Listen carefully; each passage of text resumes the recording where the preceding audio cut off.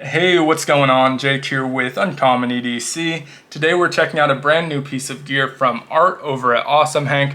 Really great guy. He got his start making Hanks, as that name implies, but has branched out into other types of EDC gear, including beads, a pry bar, and most recently announced the launch of his very first knife, so I was pretty excited about that. That's what we're going to be taking a look at today. This is the Master of the Sea Andromeda.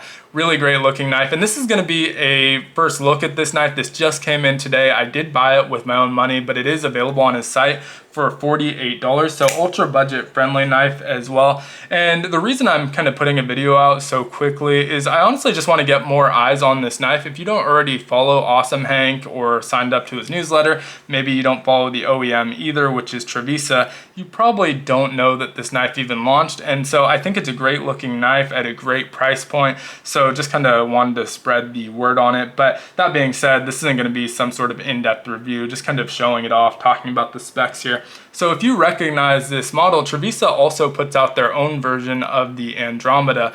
What makes this version exclusive to Awesome Hank is going to be the handles. So we still have G10 on the handles, but this time we get a layered G10 with a top layer of black and the base layer of this really excellent shade of green. I'd probably describe that as a forest green. And my favorite part is, besides the sides showing that forest green really nicely, is with the topographical pattern that's cut into the G10, it does expose that base layer of green, so you can kind of see it through the black openings there. And that looks really great. We also have the Kraken Awesome Hank logo on the pivot, and really classes this knife up quite a bit. I think the regular version looks pretty decent, but this didn't add a whole lot to the cost. I think it's maybe a couple dollars more than the base model, and it looks significantly better to me. So for me, that's well worth it.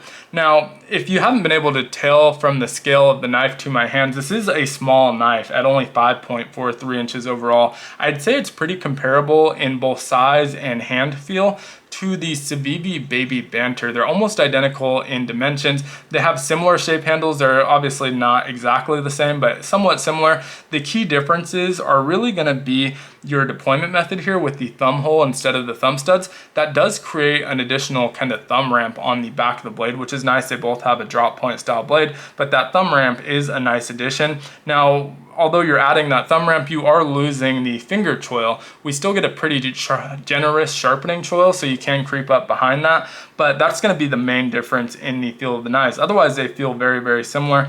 In terms of the handles here, we're looking at about 3.1 inches in that length. So effectively what that means is a 3-finger grip for me pretty comfortably. I can get 4 fingers on there, but realistically, my pinky's gonna kind of be sitting below the handle there. Still feels excellent in hand, no sort of hot spots or anything like that there, but it is more of a 3-finger knife than a 4-finger knife. Now, in terms of the blade, we get 2.32 inches, but again, a very generous sharpening choil there. So we're looking at about 2.04 inches in cutting edge. Nice blade shape on here with that drop point. We have this wedge here towards the tip, like the thumb hole deployment and the placement of that. Nice flat grind on here, 14C28N with that coated blade. A little bit of a wash on there, not too dramatic, but a little bit of a wash, so should hide some of those markings. I also think it takes away from some of that glossiness, which I'm not a huge fan of on coated blades, so I think that looks really good as well. We have a liner lock with plenty of access. You can probably see that jimping on there as well. Really a great action. This is on bearing, so it kind of drops down to your nail. You can shake it one time to get it to close. And easy access for that thumb hole for thumb deployment. You can flick it out of there quite easily. The detent is very nice and dialed in. You can spidey flick it as well. It took me a moment to get used to the angle on that spidey flick, but once you get that down, really easy to spidey flick this as well, which can be somewhat difficult with smaller knives sometimes, but like I said, once I figured out the hand position, that just seemed to work really well. In terms of the pocket clip, we have a wire pocket clip, which works great. I'm not usually a fan of the aesthetics of a wire pocket clip, but in this case, I think it shows that topo pattern really nice, which it would have been hidden otherwise. And the back half of that topo pattern is a lot more busy than the front half, so I'm really kind of glad that you can see that through. It is reversible as well, so right and left hand friendly. Nice lanyard hole placement here in the back. This is one that, because it's smaller, I would actually probably consider taking off the pocket clip altogether, adding a lanyard and maybe putting this this in some sort of slip, just because it's such a small knife. I think that would be quite nice. Also extremely lightweight, small knife, so 2.04 ounces, don't really feel it dropping in your pocket. Love the look of this. Really excited to see him continue to work on different knives, whether they're kind of white label / collaboration type stuff like this or his original designs. I think this is really cool.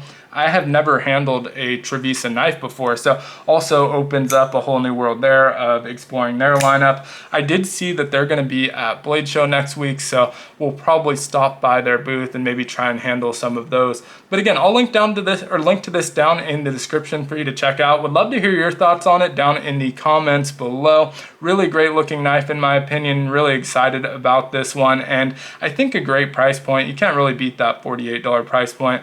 The comparisons to the Baby Banter are definitely a good thing in my book. It's probably my favorite of the Banter lineup, so definitely excited to find something in a similar kind of size class to that. But again, would love to hear your thoughts on this one down in the comments below. If you enjoyed the video, consider liking, commenting, subscribing, joining the channel as a member. All help the channel out a ton, and I hope you have a great one. Take care.